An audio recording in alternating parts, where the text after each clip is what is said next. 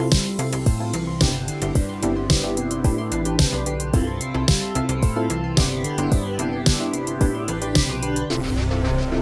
you so much, Geoff, for coming on the show today. I really appreciate you taking the time.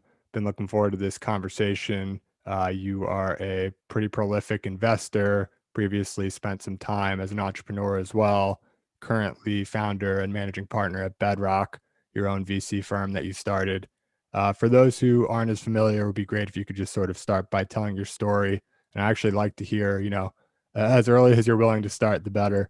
And then, taking all the way to where you are today. Sure, my pleasure, and thanks for having me on, Jake. So yeah, I mean, pretty unremarkable early life story. I was the son of two school teachers. Grew up in a medium-sized city in Canada, near the mountains, place called Calgary, kind of like in the Texas of Canada. And from a young age, had always been pretty entrepreneurial. Sort of had weird side projects, like trying to start up a laundry business when I was in high school and university. That didn't really go anywhere.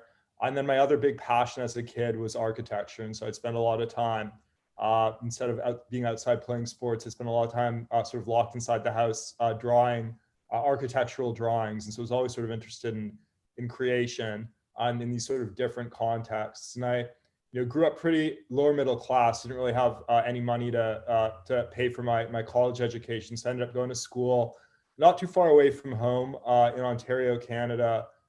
Did an undergraduate degree in business. And then when I graduated, I had a few experiences throughout high school and college, where various mentors in my life kept telling me, if you want to do something entrepreneurial, you really should be in the United States. Canada's kind of a less entrepreneurial country. And I think that's changed now that I'm in my 30s. But back then, the advice that I was getting was certainly to go to the States. And unfortunately, a Canadian can't just move to the States with no job. So you need to somehow get a job in the United States and get a visa. And so I ended up joining Procter & Gamble, which is about the furthest away you could go from my architecture passion, from my entrepreneurial passions. But the upshot of it was they sponsored my green card. And I ended up actually having a pretty cool experience there, sort of, 2004, 2005, 2006. Really getting to launch and lead a new business for P&G, which was the Tide to Go stain pen, which still exists to this day. I got to work on a Super Bowl ad for that, which was also pretty cool. And by about 2005, I'd really keyed in on technology and Silicon Valley as sort of being the spot that I wanted to be. So I managed to convince P&G to move me out to San Francisco for a role in that region. And I moved out in 2006. And then really my mission in San Francisco was to kind of, network and figure out, how to get a job at a startup. Was really aggressively pursuing opportunities at a few different companies. One of them was Facebook. Another was Slide. Neither of those ended up working out. But through that process, I got to meet some of the early folks involved in the PayPal mafia, and ended up at Clarium Capital, which was a hedge fund founded by one of the co-founders of PayPal, Peter Thiel. And I spent about a year there. My timing for joining a hedge fund and my yet another digression from my desired path of doing something entrepreneurial in tech, timing was pretty bad. I joined a few weeks before Lehman Brothers collapsed. So not a great time to get into the finance industry. But again, silver linings and upshots was that I met my co-founder for my startup. So shared an office with this guy, Clarium. We'd become friends and we ended up starting a business, a software startup, then ended up becoming Top Guest, which, I sort of tongue in cheek refer to it as Cambridge Analytica for loyalty programs. And this was back in sort of 2010, 2011.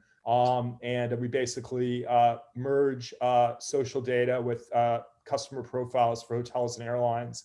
Raised a little over $1 million in seed funding, ended up selling the business. It was a fine outcome. I got money for the first time in my life, which was great. The investors all made money.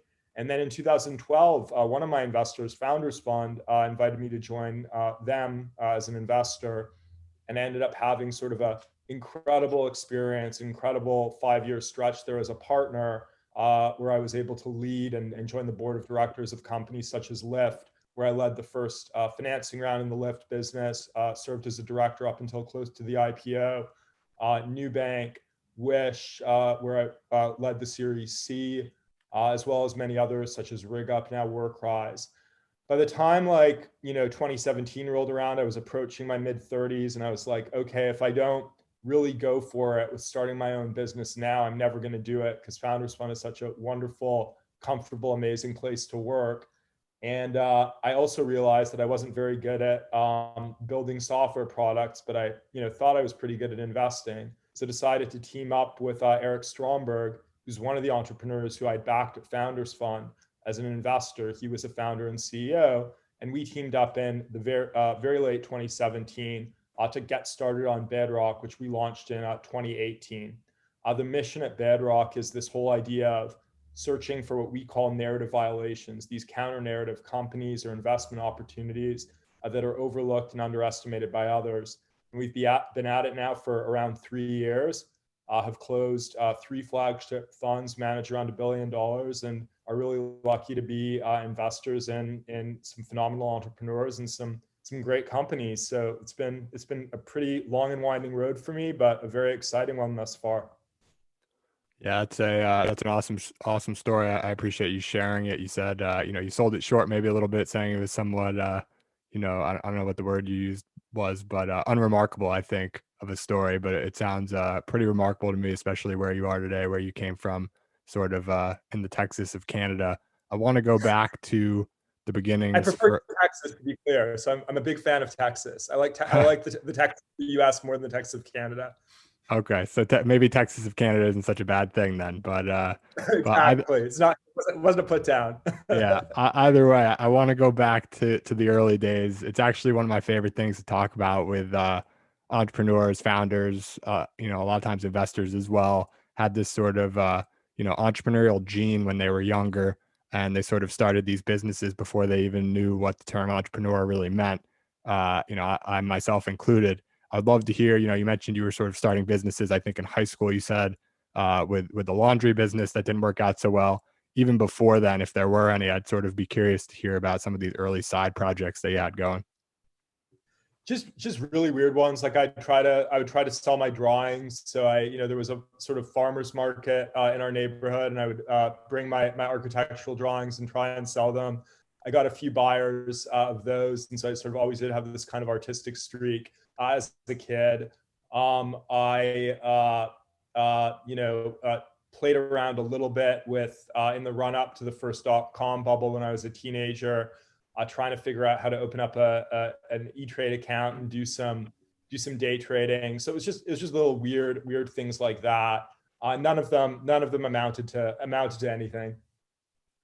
Right, and that's the second time now I've heard about this sort of these drawings and the architectural interest. Where did that come from, and where does that stand? Is it sort of just back pocket? Maybe you'll keep doing some drawings when you're older, or did you sort of move on from that? It's one of the things that I do to sort of clear my mind, and it's something that I've sort of continued doing to this day. It's kind of this, some people are really into meditation. I've tried to get into it. I really can't. But I find just sitting down with my pencils and a ruler and large sheet of paper and just drawing to be extremely meditative. So just something that I still do, not as often as I'd like to, but I still do it. I really do view it as I think the part of my brain that it comes from is this sort of systems thinking part of my brain. And so I've always been, really curious about sort of how systems work holistically. And I've always, throughout my career, I've tried to like ladder up from being sort of a component of a system to being kind of in a position where I can, with others, design and operate a complex system. And I feel like architecture is actually a version of this, where you sort of need all the different components of a building or of a project. They all sort of need to interoperate. There's all this nuance. It's quite mathematical, quite technical in all of these ways. It's not just about the outward facade or the appearance. It needs to be really functional. So it's something that I'm still very excited about and interested in. I figure when I'm, much older, maybe 30 years from now, that'd be like my retirement job, because I don't think I'll ever be able to sort of fully stop working. So maybe I get an architecture degree and can be a late in life architect or something like that. Yeah, you bring up sort of like an interesting comment in passing there of like, I don't know that I'll ever be able to stop working. I sort of think about this myself. I mentioned before we started recording, like I quit my job a year and a half ago, sort of no immediate plan to keep working, but not a really, no concern really that I would like not be working again or anything like this. I sort of subscribe to the idea of sort of taking breaks along the way and, pushing on the gas and then leaning back a little bit. When you think about, you've taken like this probably, I imagine, somewhat up and down intensity path between like investing and entrepreneurship.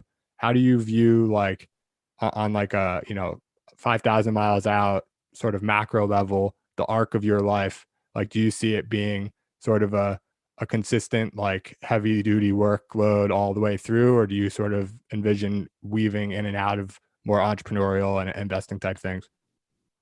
I really am someone who thrives on these high intensity periods.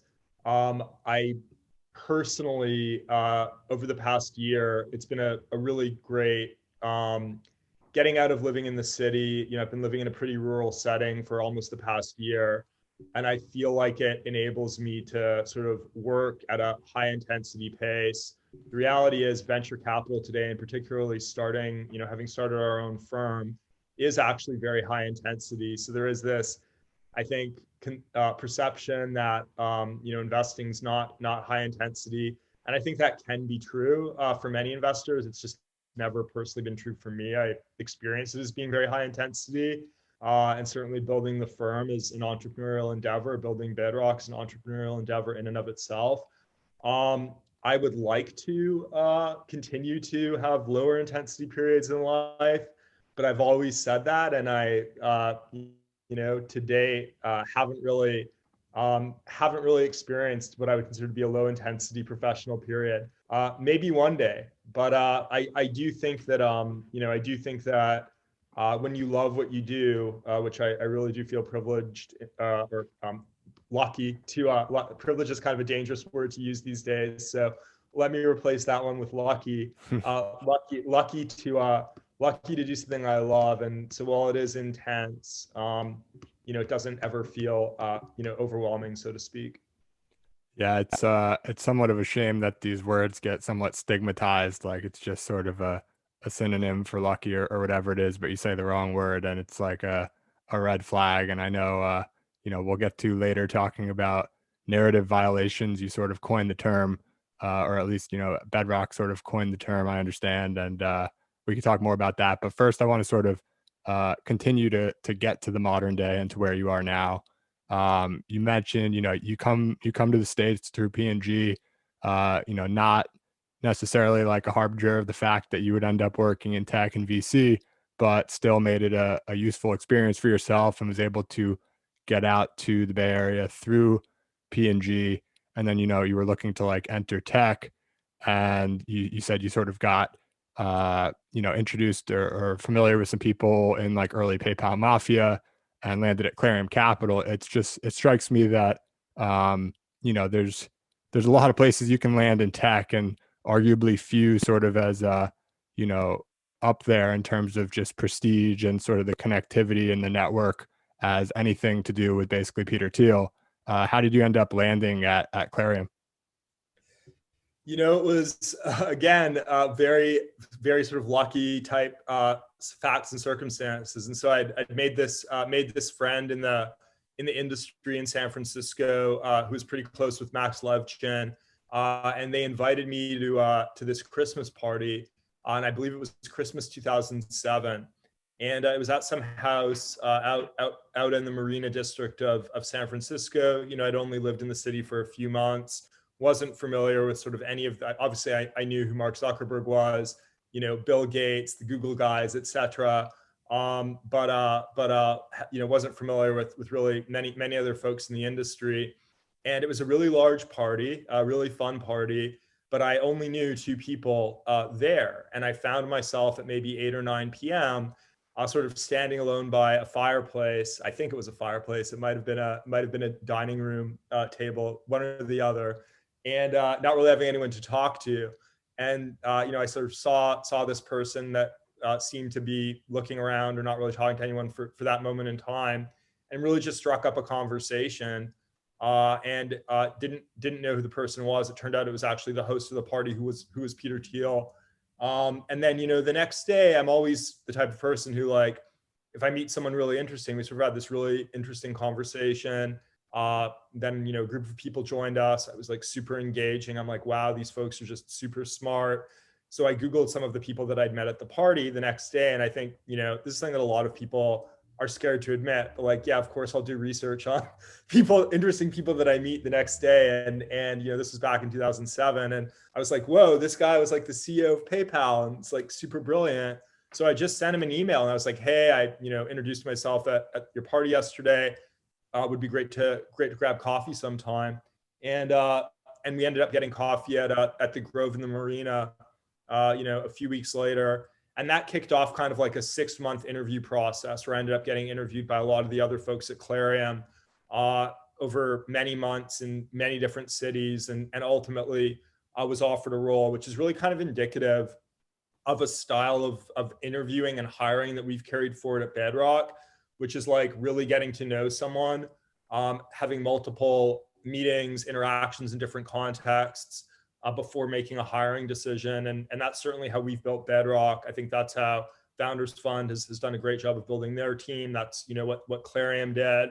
And it was a pretty drawn out hiring process. I never quite knew if it was ever going to go anywhere. And, I obviously kept working through it and hoping that I'd end up getting a job offer. And then ultimately it came. But, I don't think there are that many folks out there who are just willing, if you're sort of, an established, successful business person, who are like excited about just meeting sort of a very young, inexperienced person and getting to know them and sort of, taking a chance on hiring them. And, to Peter's credit, he did take the chance on me when I, had worked in the laundry detergent business and not really done much else up to that point. So.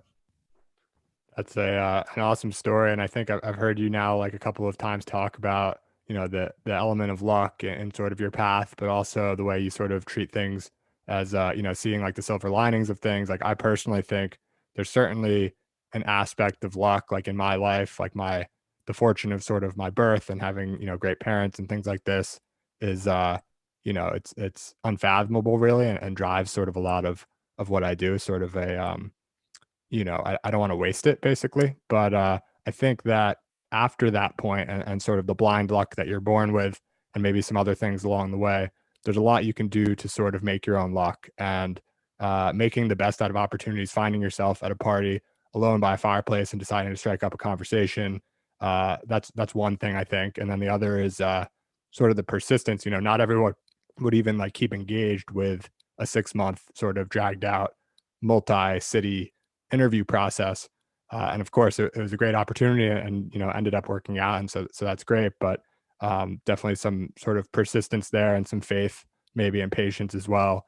All sort of elements that I think contribute to things that may look lucky in retrospect, but actually were maybe somewhat prescribed, if that's the right word. So you go to Clarium and you spend actually not that much time there, right? And then you decide to go and start a company with your friend, who I think also worked at Clarium maybe. And you basically have this company, and I want to get to narrative violations and a few other things. But the one thing I want to talk about your experience there, you basically described this very low moment where you found yourself in debt. You're trying to get to this conference. You're basically walking there. You can't even afford a taxi.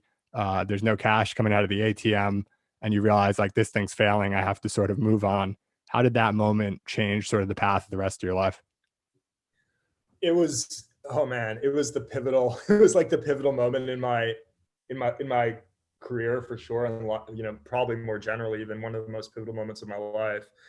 So yeah, I mean, the basic context was, I left Clarium, and I wasn't really earning that much money at Clarium. It's sort of like a market type salary. We hadn't been a great year in the markets, and I didn't have any savings when I left Clarium. So I had like a few $1,000s in my savings account. My parents had, I don't have a trust fund or anything like that, and I was living in New York City at the time, and I'd just gotten, about 6 months before I left Clarium, I just rented my first like real 1-bedroom apartment. It was like $3,000 a month or something, and I was so proud to have that at that age. Then when I started Top Guest, I was like, okay, I have to move in with a roommate. So I got out of my lease. I moved in with my roommate. The business was not tracking very well. We didn't really have any revenue when I went to that conference, and so about 3 or 4 months prior, I'd stopped taking a salary, and I was like completely out of money. And I was staying in this hotel in Atlanta. It was the Hilton downtown, and I was sneaking into the executive club floor for breakfast and dinner to like eat the like free buffet food they had out for like the executive club floor, because I like literally couldn't afford to get food. And I was giving this keynote presentation at this travel conference, and it was sort of this attempt to drum up customers for the company. And I ended up, having to, I couldn't get cash out of the ATM to take a taxi. Ended up having to walk, a mile and a half or something, or 2 miles to give the keynote. And ultimately I was like, I cannot leave Atlanta without having a customer lead. And we ended up signing Intercontinental Hotels Group. I think that was our first little dribble of revenue into the company. And ended up, being able to scale the business to a place where we were able to sell it and get a reasonable return for the investors. And I ended up getting about $1 million in my bank account, which was massively life-changing. And in that moment, though, at the ATM, basically I was like, I am never going to be in this position again. Like I'm like, this is rock bottom for me, and I will not let this happen again. And from that point on, it's like, you can underestimate me at your peril. Failure is just not an option for me, and definitely have been consistently underestimated, and always hope to continue being underestimated, because definitely not I wouldn't want to be on the other side of underestimating me. And I look for founders that have sort of an analogous character, and it really does inform this whole narrative violations view of the world that we have. Really does stem from my own background. I think my background is a narrative violation for being in the industry I'm in, doing what I'm doing. I don't think there's really many others that sort of have this same type of prehistory. Right. So there's a couple other things I wanted to touch on, but since we don't have like a ton of time, let's dig into narrative violations a little bit. I read up on your letter from Bedrock. I encourage people to go check that out. That was sort of the introduction, which coined the term. But for those listening who just want like a quick takeaway, how do you sort of introduce the concept of narrative violation and how it's core to your investing philosophy? Yeah, I mean, the basic idea is we believe that most super hyped up investment narratives are by the time they're popular, it's kind of too late to invest against the theme. So by the time everyone was talking about ride sharing, it was kind of too late to invest against that as a theme.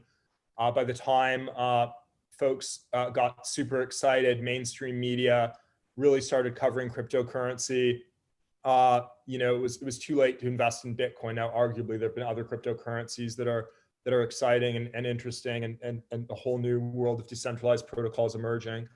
But we always try to actually find businesses at moments in time when they're not being talked about, when the founders are being underestimated, when they're in markets that aren't sexy, and invest at those specific moments in time. And so the sort of variable with narrative violations that I think is additive to other investment frameworks is this idea of a time scale and investing at a moment in time when something is counter narrative. A great example of this would be this company Flock Safety, where we led an early investment round and have continued to double down on the company over several rounds. Computer vision enabled security cameras, monetizing via SaaS subscription for neighborhoods. And that business we invested in 2018, Peloton was not public. The narrative was totally that hardware is just way too hard, not a great place for venture investment. This whole idea of crime in cities as being neighborhoods as being a real and growing problem in the United States didn't exist. And so the problem that the company was solving, trying to make neighborhoods more safe, was very counter narrative, didn't strike most people as something that would have a lot of demand. The way in which they were solving it with this, hardware device that monetized through SaaS subscription, the only analog really that was at massive scale at the time, or meaningful scale at the time, pardon me, was Peloton. And that was only valued at around $1 billion back then. So it was sort of this very counter narrative company. And now today, Flock has basically blanketed the country with their business. I always think it's a good sign when the media writes really negative articles about a company. And so this is sort of one of the idiosyncrasies of narrative violations investing. And there was sort of this piece in Vice magazine about Flock Safety, and the headline was sort of I'm just going to see if I can pull it up. I don't remember it. I have that. Inside Talon, the nationwide network of AI-enabled surveillance cameras. Little known company Flock has expanded from surveilling individual neighborhoods into a network of smart cameras that spans the United States. So whenever you see a scary headline like this, I always think that's just an extraordinarily good sign about a company, and certainly those types of narratives and headlines are the ones that get us pique our interest as opposed to make us run the other direction.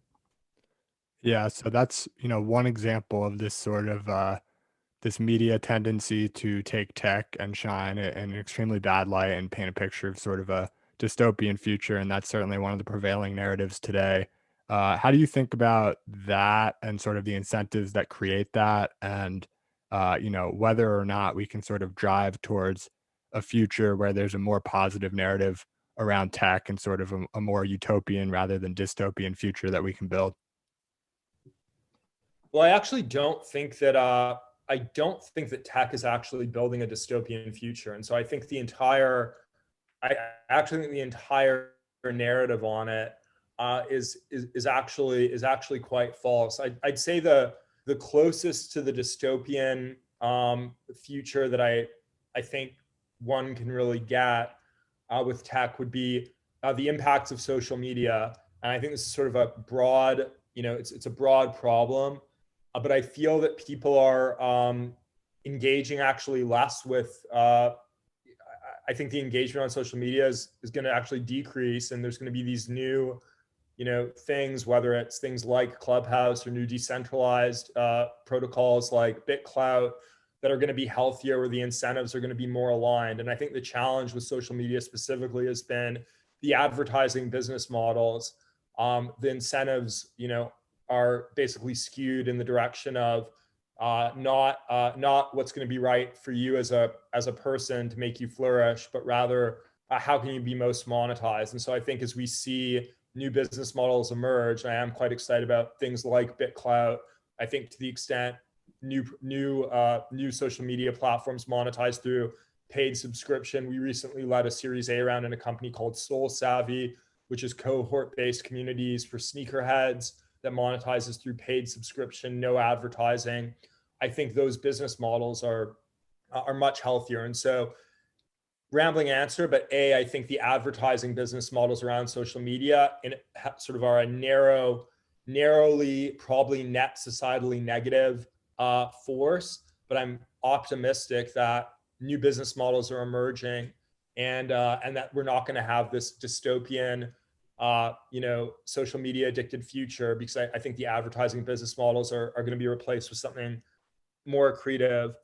And then, more generally, I think the historical context here is the media was actually very positive on tech, I think, up until around 2012. And I think kind of the Facebook IPO was really the turning point where the media turned more negative on tech. And so it's kind of a historical anomaly for the media to be really negative on tech. And it's really only been, 9 years now, I'd say, where the negative slant has just every year gotten more and more intense.